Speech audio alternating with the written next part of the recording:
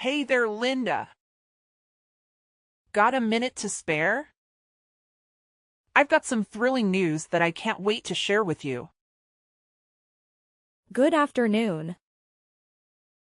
Sure, I can talk for a while. What's going on? Well, first things first. How's James been? My son's been treating you well, I trust. He's a little silly sometimes, but he's got a heart of gold, you know. And, of course, I hope you're doing well yourself. You're a very smart, strong young lady, and I would hate to see anything happen to you. No worries on that front. James and I are just as we've always been. Nothing too dramatic to report. We're just living our lives to the fullest. That's music to my ears. In these times, it seems like everyone has a heart-wrenching tale to share when you catch up with them. But enough of that, let's get to the exciting part. Ready for a surprise? What is it? Should I be guessing, or is this just a figure of speech? Susan's tying the knot. You and James are about to gain a new brother-in-law. But wait, there's more. She's expecting a baby. I'm going to be a grandma and you're about to become an aunt. Isn't it just incredible? Sometimes I have to pinch myself just to make sure it's not all a dream. Wow, that is quite the news. I hope the wedding isn't too rushed for her sake. An unexpected baby is quite a life changer. Hopefully they can get married soon enough so they don't have to worry about any societal stigma. Yes, it's somewhat of a whirlwind wedding, as we used to say in my day. But what truly matters is this joyous new chapter unfolding for our family. Whirlwind wedding. Is that something I should be worried about? It sounds rather ominous. Oh no, it's just an old saying. It slipped my mind that you grew up overseas. Let me explain. Back in the day, if a man got a young woman pregnant, her father would show up with a shotgun and ensure they got married right away. Oh wow. Well, as long as you're excited about this, and so is the groom-to-be. Anyway, that really is fantastic news, and I'm genuinely happy for you and Susan. Can you believe it? The girls are already 4 months along. They took their time deciding what steps to take next. We need to find her a dress that'll accommodate her growing belly, soon, because it certainly isn't getting any smaller. Oh dear. Well, I'm sure there are dressmakers who specialize in such situations. You must be over the moon about the upcoming wedding. Absolutely. There's nothing quite like seeing your daughter walk down the aisle as a bride. And I hope someday that you'll get to experience this joy too, dear Linda. Speaking of weddings, we expect you and James at the ceremony. Of course. Wouldn't miss it. It's such an overwhelming feeling of joy that brings tears to my eyes. It reminds me of when I first held James in my arms. I can only imagine how that feels. Could you do me a favor and pass on this news to James? Once we sort out all the details, I will forward them to you. You know how he struggles with texting, and I don't want to disturb him at work or during his time with you. He'll be thrilled to hear he's going to be an uncle. The next day. Good morning, Linda. How are you today? I'm still over the moon about the news. But let me get to the point. What did you tell James about the wedding? He called me last night, and I was expecting him to be ecstatic just like us. He was furious.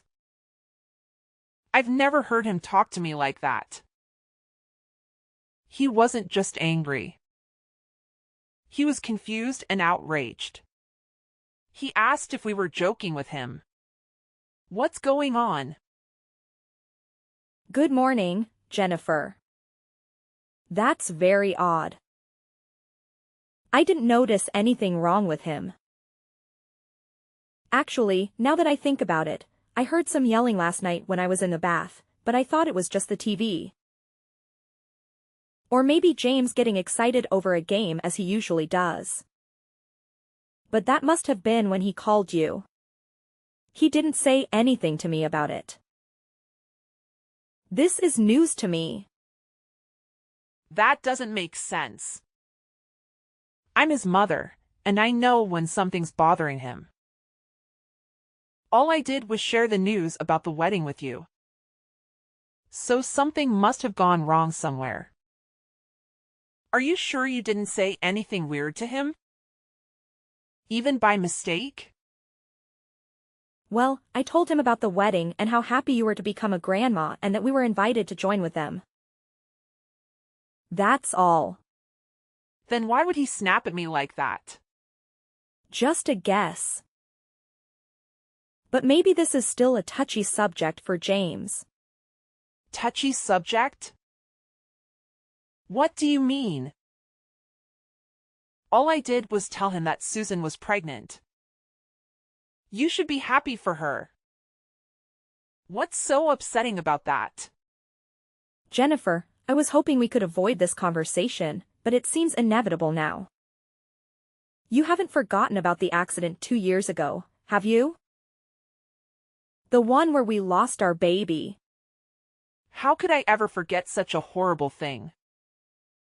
But it's in the past now, and you both need to move on from it, especially if that's what caused James's reaction. You made it sound so easy when it was a very traumatic experience for both of us. Traumatic? Isn't that a bit strong? Not when I have to relive that nightmare almost every day. Remember, I was as far along in my pregnancy as Susan is now when you hit me with your car. It's not easy for us to just forget something like that even though we've tried therapy and support groups. While I've always been better at hiding my feelings than James, I don't blame him for having a hard time with his news. And for the last time, it was an accident. The car's brakes failed. It wasn't my fault. And for the last time, it was an accident. The car's brakes failed. It wasn't my fault. Look, whether or not it was your fault isn't the point here. It's not like you meant to hurt me or our baby. Then what do you want from me? It wasn't easy for me either. The guilt nearly killed me. Jennifer, I don't care what you do with your life. You can drive a cab or race a car for all I care. You have no idea what it feels like to lose a baby inside you. It wasn't like I had an abortion or something. The baby was alive and kicking. Oh, please. We all suffered a loss that day. Don't you think I love that car? It was part of our family for so long, and then I had to scrap it because it was totaled. How can you compare your car to my miscarriage? Your car was just a thing. My baby was a life. Yeah, you said that before. After it paid for everything, the damages, the hospital bills, therapy sessions. I've taken all the blame for that awful accident. Can't you just let it go? Money can't fix everything, Jennifer. You left me broken, Jennifer, in more ways than one. And now, even if James and I wanted to move on, we can't. You know I can never have another baby. Okay. I get what you might be upset about Susan's wedding. But I really thought it would make you happy. Can't you be happy for her? Can't you look on the bright side? And James, he never had a baby. Baby inside him, and he didn't lose his ability to have kids. If he's so unhappy, why doesn't he just find someone else who can give him a child? He's a man after all. That's the most insensitive thing you've ever said to me. And that's saying something. This is why he yelled at you on the phone. All right, enough of this depressing talk. Great, enough of this depressing talk. I'll send you the wedding details soon. And you better be there, both of you. You need some fun and joy in your life after all this misery. Trust me. 2 weeks later. Grab a pen and paper, Linda. I have some exciting news for you. Susan and Joseph have finally set a date for their wedding. Hello, Jennifer. I hope you're doing well. Did you find a nice venue for the ceremony? Yes. Thanks to you, my dear. Remember the hotel downtown where you had your reception?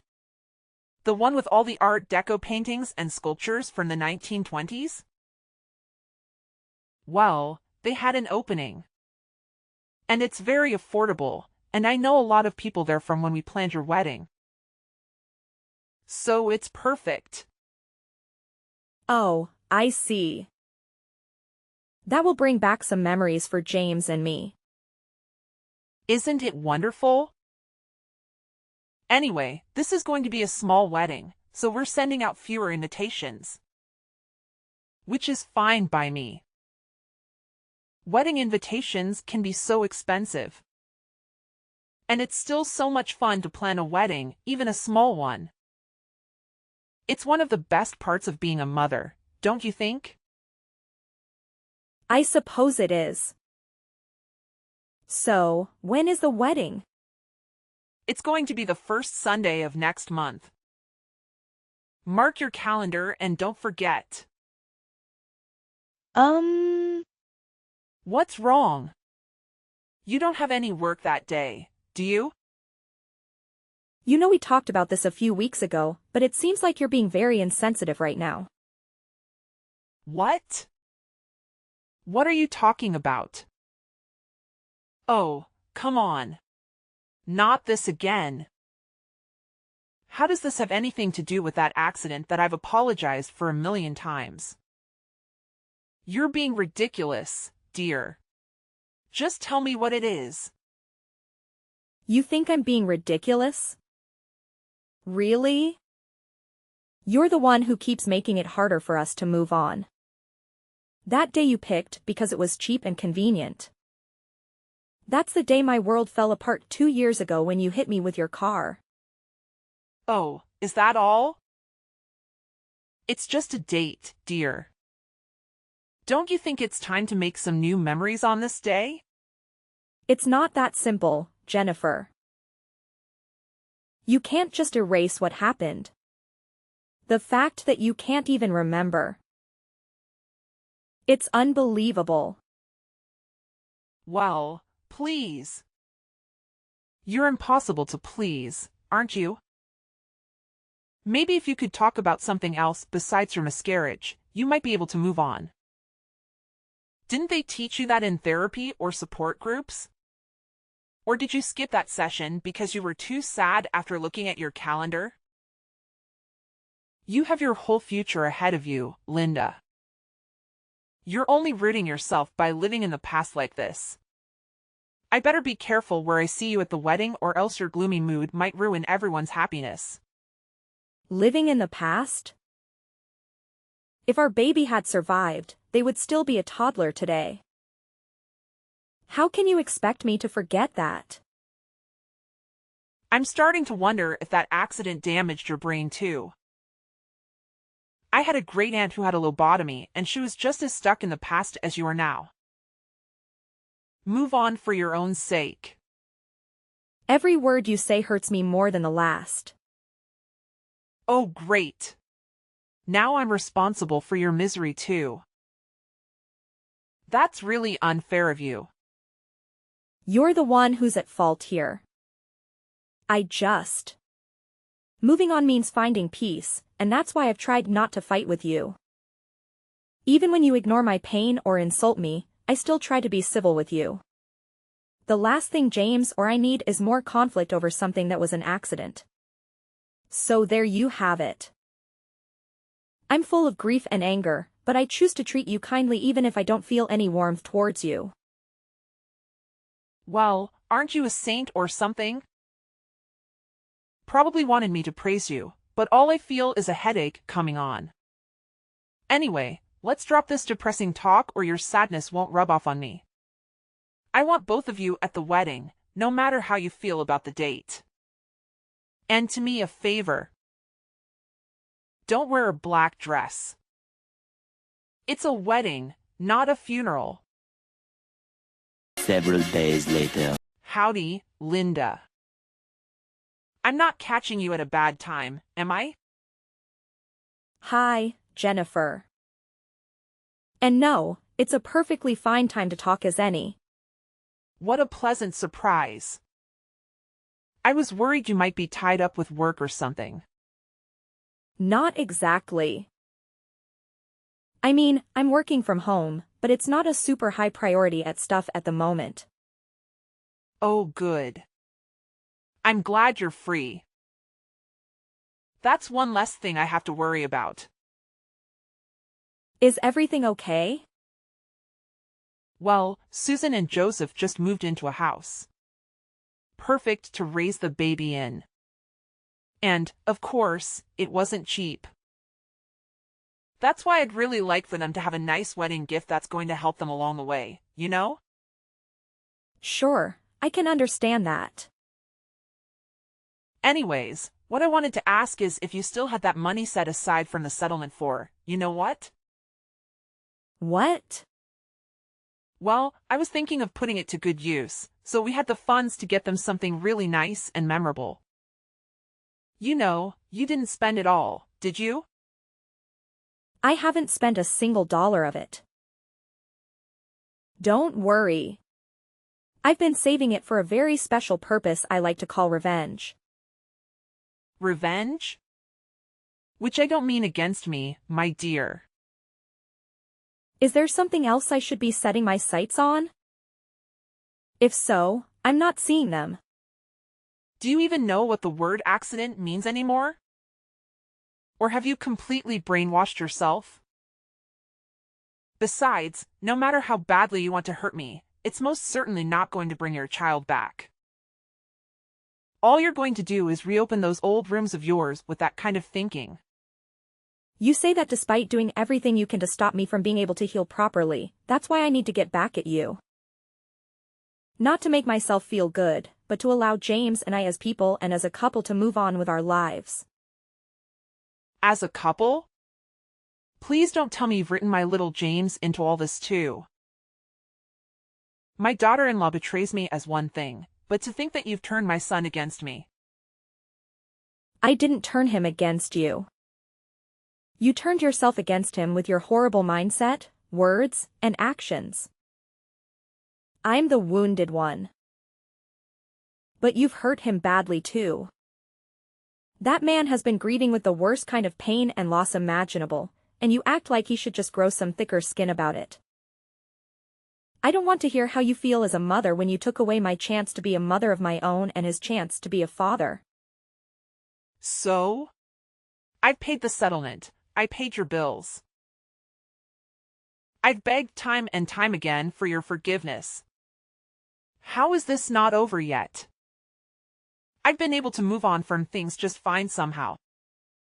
While you two seem to relish being emotional black holes. You haven't moved on because you never cared to begin with.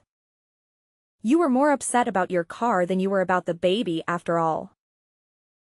I want you to look deep inside yourself at whatever shriveled up excuse of a heart you have inside your chest, if any, and really think for a second.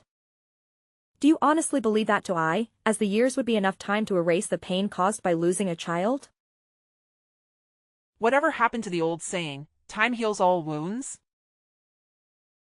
I figured you would pull out something weak like that.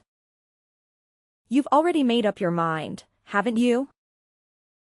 As long as you've paid us off, your hands were free of any blood. That's what you think, isn't it? Well, newsflash, Lady William. You might have just wiped your hands with a fat stack of cash and tried to hand it off to us. So no, I don't want to wipe my tears with your blood money. And I didn't even want to use it at all unless it was to get revenge on you. Why do you insist on going on and on about revenge? Enough posturing? If you want to run me over yourself to set things straight, then just do it already.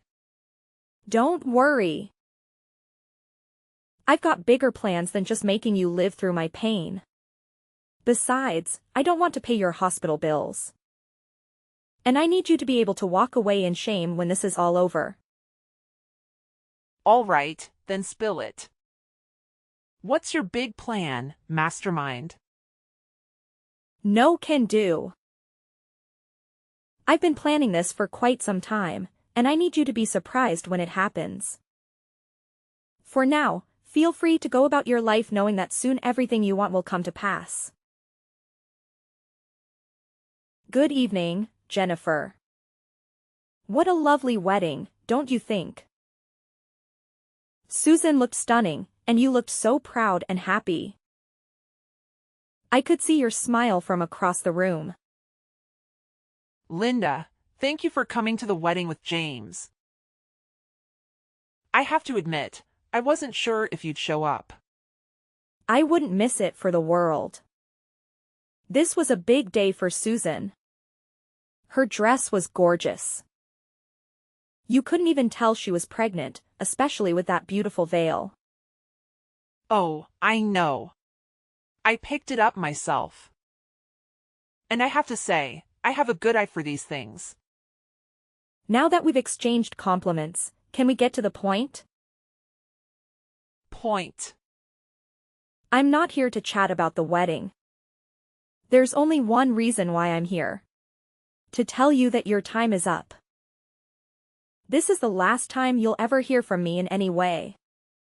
I thought about confronting you at the reception, but this is easier. Susan shouldn't have to suffer because of you. Is that so? How considerate of you. Believe me, it's for her sake, not yours. She deserves a happy life, unlike us.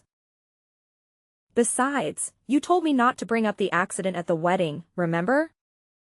I'm just following your orders. Have you been careful lately? Watching your back? No. Why would I? Well, I don't know if it would have mattered anyway. Ever since I woke up in that hospital bed, I've been planning my revenge and silence while perfecting my strategy to destroy you. You've been plotting against me all this time? Obsessively? Obsessively, indeed. Right after I got admitted to the hospital, I asked James to hire a private investigator for us. What? Why would you need a detective? Wait and see. The important thing is that with the money you gave us, we were able to hire the best one in the business. You worked non-stop until a few days ago, and his 2 years of hard work paid off. Right now, I'm holding a report with his findings. Well then, what dirt did he dig up on me? Just a detailed analysis of your daily activities over the past 2 years, Jennifer. Nothing too surprising for you. My daily activities. What? You used my money to hire someone to spy on me? To stalk me? Indeed. It's amazing how many weaknesses can be found in someone's ordinary daily routines. How well do you know your own habits over these past few years anyway? Reading through this was quite shocking for me, but for you, it must be normal by now. This is some kind of prank, right? You don't really hire a detective. You're just trying to scare me into admitting something. Well, it's not working, Linda. Nice try. Sorry to burst your bubble, but this is no prank. As much as I would love to trick you into giving me what I want, my approach had to be thorough and foolproof. Yeah, right. By the way, your husband quit his job last year, didn't he? We haven't talked much about your life lately, but that detail caught my eye in the report. Well, you could have easily found that out from James or Susan. But yes, as a matter of fact, he did. He's got a new job at the History Museum across town that's treating him much better now. I'll have you know, most people can't find better work at his age. I thought as much. I know you're not lying about that. Mostly because that time frame lines up with a noticeable disturbance in your life's activities. Disturbance? You're the one acting disturbing. That's what I think. About that disturbance. I guess the best way to put it is that you're living more than just one life for yourself, aren't you, Jennifer? I have no idea what you're talking about. This means nothing at all to me. Not a single word you said. Really? Let me give you a refresher, then. Does this scenario I'm about to describe sound familiar to you at all? It's the weekend, and you tell your husband that you're going out with some girlfriends of yours. My guy knows better than that though, and he is able to tell me what you're really up to. Picking up younger guys at bars downtown and taking them back to a cheap hotel room you've booked for the weekend. I almost lost track of the number of times my gumshoe reported that same story back to me. Seeing it all compiled now really makes me think. Just what kind of woman are you, Jennifer? I have no idea what you're talking about. You don't know half of what you're saying either. So do your best to shut it if you know what's good for you. You're just saying a whole lot of nonsense you have no way of proving. Oh, you can rest easy on that front. The detective supplemented all of these with write-ups of your dirty deeds with equally dirty photos. Photos? You know, I always thought a woman of your age would know better than to do something this rash and thoughtless. Or that you would at least be smart enough to cover your tracks. These photos are unmistakably you though. And you've got nowhere to hide now. I haven't done anything wrong. Sure, you have photos of me with some guy, but you have no idea what my intentions were. Oh, I don't think it takes much for me or anyone else to piece that together. I definitely don't need to hire a detective to have a theory or two. Besides, even if you didn't do anything with this guy, certain facts stay true, immutably so. Namely, the fact that you lied to your husband about what you were doing all those weekends. Now, if you didn't think you were doing anything wrong, I have to ask. What were you thinking?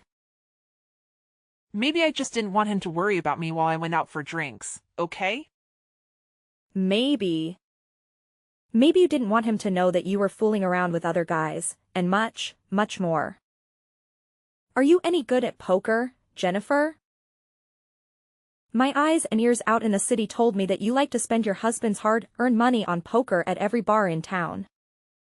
It would probably be pretty bad for your image if your husband, Susan, or any of the lovely people at this wedding found out you had this side to you, huh? Shut up. So what? You've got photos, huh? You'll never catch me in the act. So your findings are as good as trash. True, you're a slippery one, I admit. A lesser detective wouldn't have even caught a whiff of this. You gave me enough money to destroy you, though. The truth is, whether or not I catch you red-handed, once the information gets out there, you're going to be in the hot seat regardless. The dirt I have on you doesn't just muddy your reputation, it completely spoils it. I'm warning you. If you don't stop this, I'll block your number. I mean, go for it, I guess.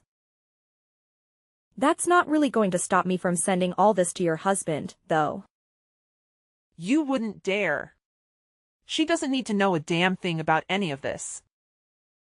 This is just between you and me, isn't it? Like you said, no one else needs to get hurt. Really?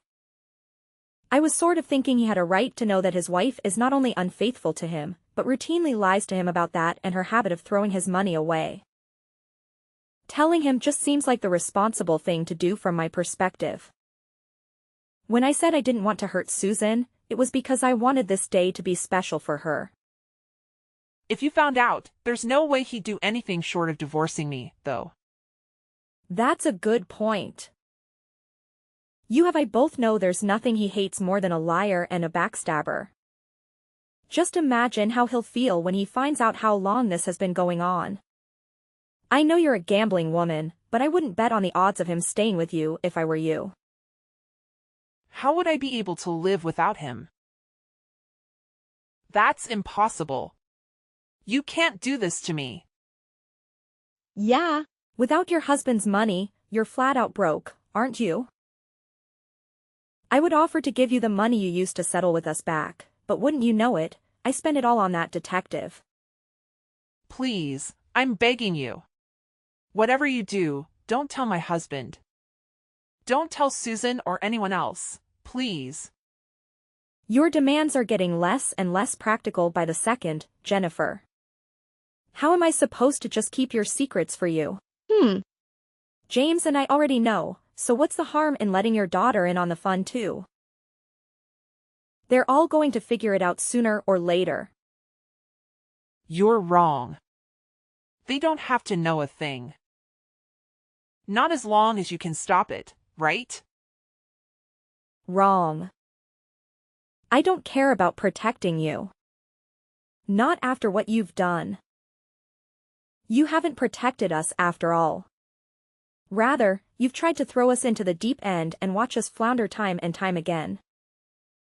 This is revenge, plain and simple. Not for the accident, but for how horribly you've mistreated us these past few years. Me, James, your husband. Speaking of which, it really does seem like fate that it would all unravel on this day. Unlike you, your husband is well aware of the importance of this day, seeing as he calls us regularly to check in and support us emotionally. He's coming by today to observe the life of the baby we never had as a family. You wouldn't know much about grief, though, unless it was about your car, I guess. He's coming to you? Yeah. Do you have a problem with that? It's already so late in the evening, you know? And besides, if he's going somewhere, I thought he would tell me about it. Right, because you're always so truthful with him about what you get up to when the sun goes down. Well, why not hitch a ride with him in that case? Maybe he'll even let you get behind the wheel. It might be a tough sell for him, though, because he remembers everything about what you did on that horrible, tragic day.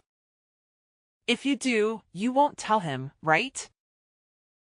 You wouldn't do something like that if I came, right? He just told me he's getting ready to come, so he'd better make up your mind quickly. All right, I'm coming, I swear. Please, whatever you do, just don't tell him. I'm begging you. Jennifer made it to the house that evening, but her husband took the wheel without offering to let her drive at all. In fact, when James's father arrived at the house, he did as he always did on this day and prayed silently with us. Not that she knew anything about it, but the grief had struck her husband just as intensely as it had us. He came to us right after the accident, and he's been coming over ever since, partly to help us, but also to settle his own sorrow. I think my father-in-law knew of his wife's heartlessness when it came to the tragedy, and so he held on to twice as much pain and guilt in return for being as excited as we were to being parents. He was thrilled to become a grandfather, and he'd put so much thought into how best to support us in raising the child. And so, my aspiration of revenge, though rooted in my desire to see Jennifer crumble, came to fruition in getting justice from my father-in-law. He deserved better than Jennifer's lies. When he learned the truth, he said nothing. He drove home with her in silence and divorced her the next day. He's a man of few but powerful words. I can't imagine his anger and disgust. He called me a few days ago to say the divorce was done, and Jennifer was living in a dump near her poker clubs. We gave him and his lawyers all the evidence we had. She didn't even fight back. Now he, James, and I are free of her dark shadow.